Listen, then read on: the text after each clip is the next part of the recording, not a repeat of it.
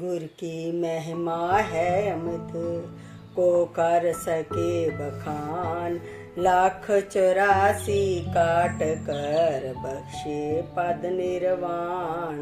चक्र काल निश दिन चले, पीसत सब संसार। चरण शरण गुरु राख कर, सेवक लीन उबार। नमस्कार सभी को। जैसे कि पहले भी हमने मन मंदिर चैनल के माध्यम से जाना था मानुष जन्म का अंग, आज हम जानेंगे मानुष जन्म का अंग महापुरुषों के वचन। यह मानी हुई बात है कि मानुष इस समय अपने स्वरूप से भूला हुआ है। वो इस समय अधिक से अधिक यही कुछ समझता है कि पशुओं में बुद्धि नहीं है, और मानुष चूंकि सोच विचार और बुद्धि रखता है, इसलिए उससे अच्छा है या पशुओं के मुकाबले में यह अपने जीवन के लिए सुख के समान प्राप्त कर सकता है, इसीलिए विशेष है। या अपनी आवश्यकता को जो पदार्थ अपनी समझ से यह पैदा कर सकता है, पशुओं को वो प्राप्त नहीं हो सकते, इसीलिए उनसे बढ़कर है। परंतु इन विचारों में कोई भी ठीक नहीं है, क्योंकि यह मनुष्य के इन्हीं बातों पर गर्व है कि वो पशुओं से आराम और सुख की हालत में रह सकता है, इस कारण उनसे अच्छा है। इसका पहला उत्तर यह है कि जिन जिन वस्तुओं को मनुष्य अपने लिए खुशी और आराम के समान समझ रहा है, उनकी पशुओं को आवश्यकता ही नहीं है।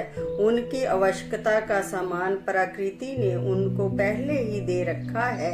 उन्हें ना मेज कुर्सी की आवश्यकता है, ना नरम और मुलायम गद्दों की जरूरत है, और ना उनको शीश महलों से ही कोई वास्ता है, क्योंकि जो आराम मनुष्य के नरम और मुलायम बिस्तरों में है, उनको रेत के टिल्लों पर सोते हुए उससे कुछ कम नहीं है। दूसरे ये कि जैसे बाल बच्चे मनुष्य के हैं, वैसे पशुओं के पास भी है। जैसे बच्चे में मोह प्यार मनुष्य का है, वैसे उनका भी है। जैसे पेट भरकर मनुष्य खा लेता है, वैसे वो भी खा लेता है। जैसे रात को मनुष्य नींद करता है, वैसे वो भी करता है। जैसे काम क्रोध लोभ मोह और अहंकार मनुष्य में है, वैसे उनमें भी है। जैसे हाड़ मांस और लहू आदि का शरीर मनुष्य का है, वैसे उनका भी है।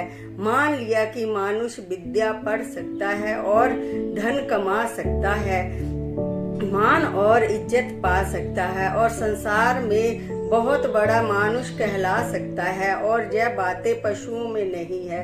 परंतु यदि धीरज विराग से देखा जाए तो इन सारी बातों में सिवाय रोटी और कपड़े के मनुष्य का अपना है ही क्या। यदि मनुष्य चोले को धारण करके इसने परलोक का काम नहीं किया, तो इस लोक में सिवाय रोटी और कपड़े के इसने और प्राप्त ही किया क्या। और यदि इस अनमोल शरीर को पाकर भी इसने केवल रोटी और कपड़ा लिया है, तो फिर इसका मतलब ये समझे कि इसने कुछ भी नहीं किया।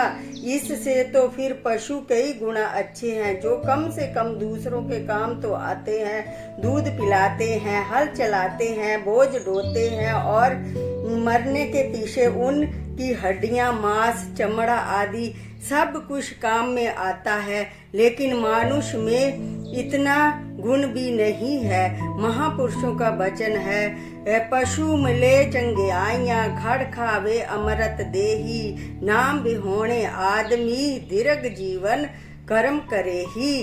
नर मरे नर काम न आवे, पशु मरे 10 काज सवारे। करतूती पशु की मानुष जाति, लोक पसारा करे दिन राती। बंदे नालो रुख चंगेरे, जेड़े लग जावे बिन लायो। टीमा खांदे ते फल खलाए, अते फर्क न करदे छायो। चंगा खावे ते चंगा पहने, अते रब दा ना भुलायो। आख गवाला मोयो जींदियो, तू केड़े कम आयो। प्यारे, तू संसार में केवल खाने पीने की खातिर ही नहीं आया। तेरे जिम्मे कुछ और भी काम है जिसकी तरफ से तूने आंख बंद की हुई है। तुझे उसकी तरफ ध्यान देना चाहिए, नहीं तो वो दिन दूर नहीं जब तू संसार में खाली हाथ चला जाएगा और जिन पदार्थों को लहू और पसीने एक करके एकत्रित किया है वो तुझसे बिछड़ जाएंगे। फिर तू रोएगा और पछताएगा और फिर ना जाने तेरी आत्मा को कौन सा कष्ट भुगतना पड़ेगा। कल हम जानेंगे मानुष जन्म का अंग महापुरुषों के वचन, भाग 2, सुमन शर्मा।